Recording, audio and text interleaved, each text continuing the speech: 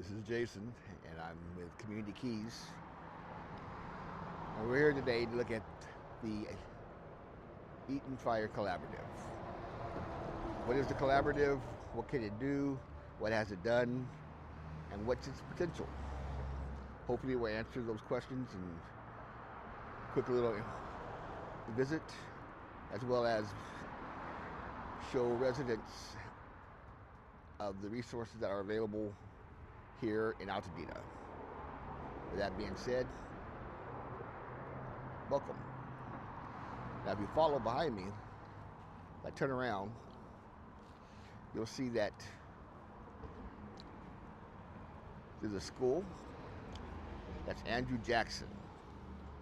That's actually the school that I attended kindergarten and first grade.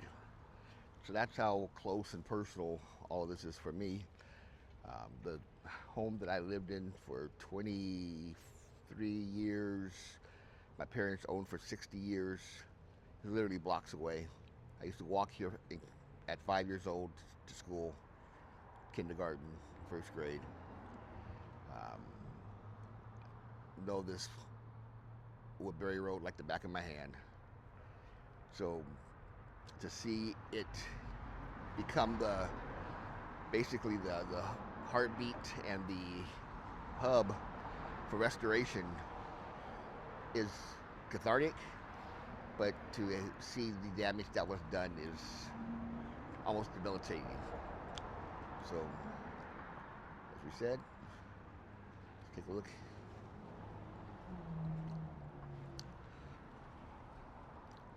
All right.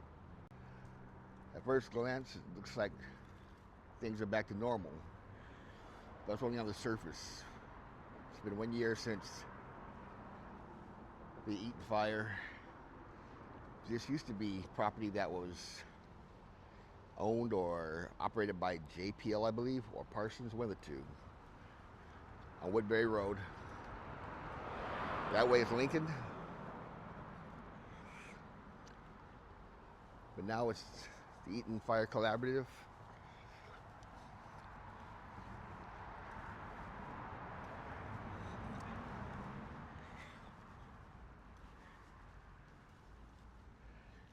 Place for resources.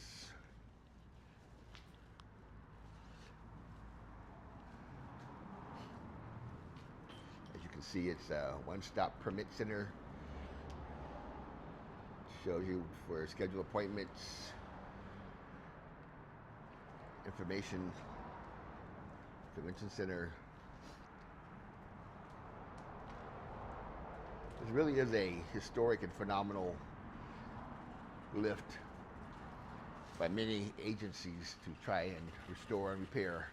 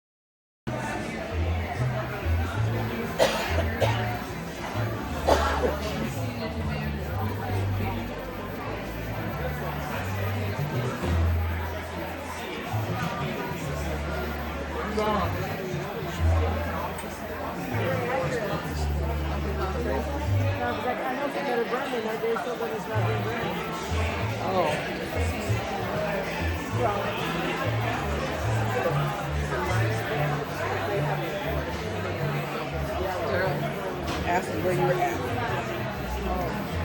We asked where I was going. I said, I'm going to find Jason. So I guess, oh, maybe it might have been later. 618.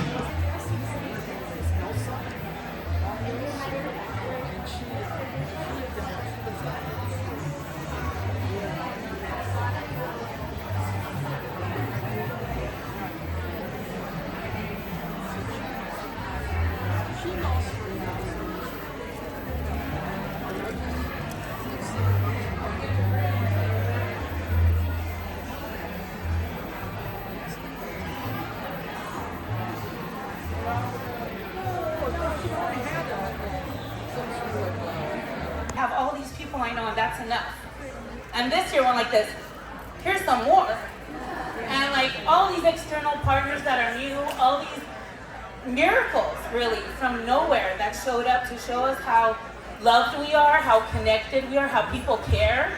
Even though every day the news might tell us something different, we love each other and we show up for each other. So thank you to our financial partners who have stepped up financially to say, here, we believe in you.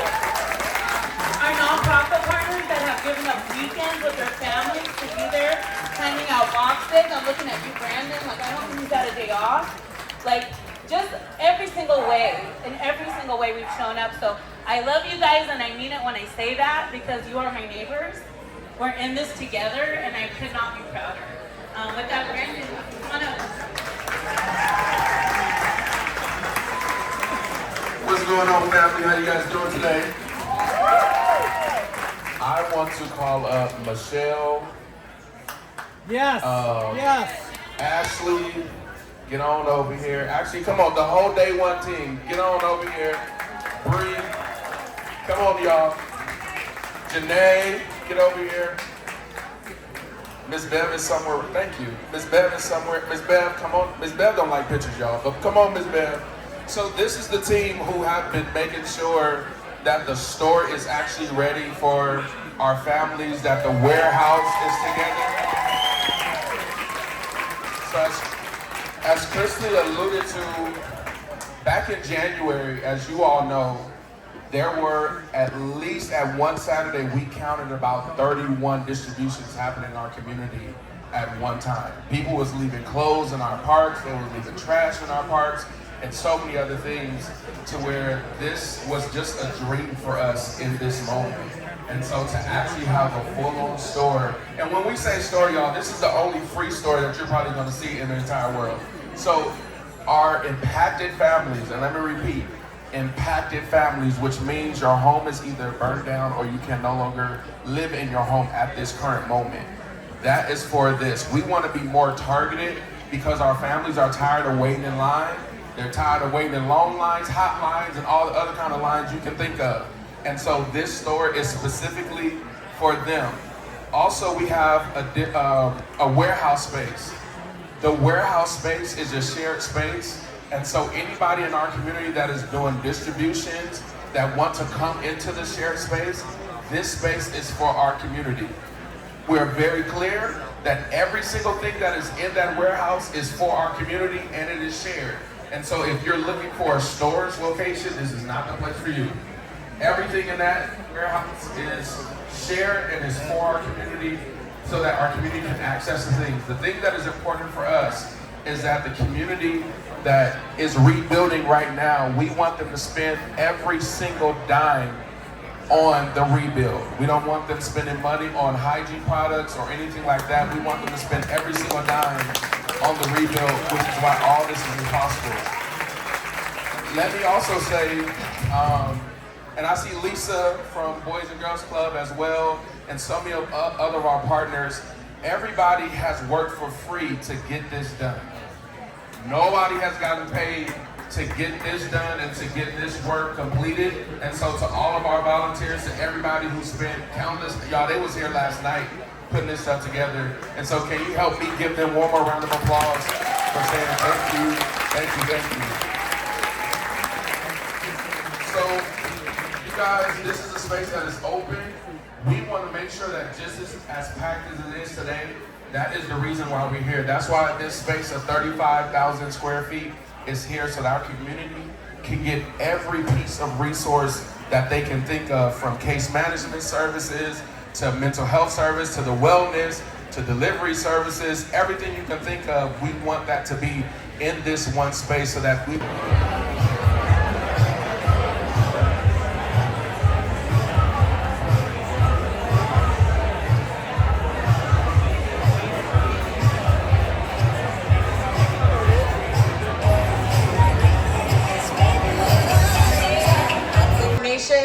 Brandon, I think, quoted there were 30-something donation sites on a Saturday that people had to hop from space to space. And we really wanted a space that brought everybody together under one roof. And this is the true meaning of community and collaboration. All of these organizations, part of the Eaton Fire Collaborative, over 200 organizations working together to bring all of you survivors home to Altadena and Pasadena and Sierra Madre. We really hope you find this as your one-stop resource hub. You need to get into case management if you're a survivor. Please do that. See our orgs here tonight. And really, this has been a labor of love. This is our baby that we had this vision of, and everybody in the collaborative and the EFC that has been at meetings has heard me at every meeting say, we're looking for a space. We're looking for a space. And they're like, can she shut up? Stop talking about looking for a space. We found a space! Yay! And we are full. All of our offices are occupied. We've got dedicated desks and hot desks for our nonprofit partners still available. But we're hoping that everybody gets to do the work here. Our meetings will be here. We'll have community events for survivors here, and we're really excited about what this hopes to show. I want to introduce a few people. Antonio Manning, where are you? Antonio Manning, our chair of our leadership council for the EFC. Bree Jensen, where are you? Bree is somewhere here. Bree.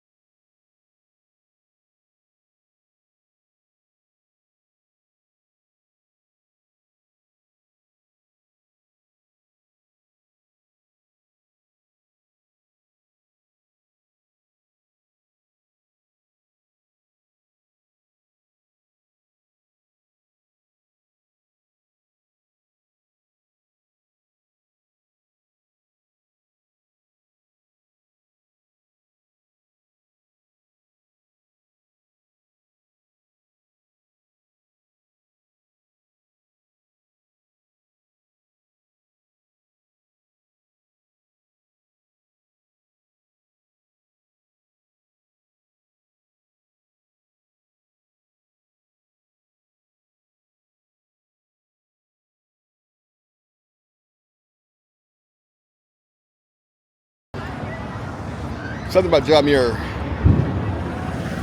is in my DNA. My father was class of 1939, 6 kids, an array of family members who all attended John Muir as our family school.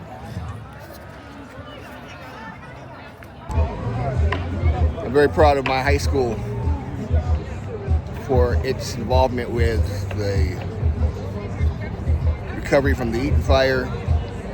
I'm proud that we're not just part of the city, we are a cornerstone of the city.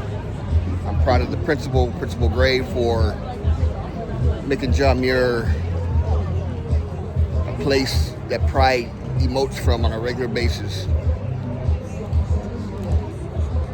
These are the very streets that I would walk to Little League practice and my grandparents' house. And the way it felt a year ago to how it feels today, it's going to get good. It's going to get better. We're going to invest. We're going to make it worthy of the old Pasadena, Altadena 91001, 9103. Our ancestors come from good stock.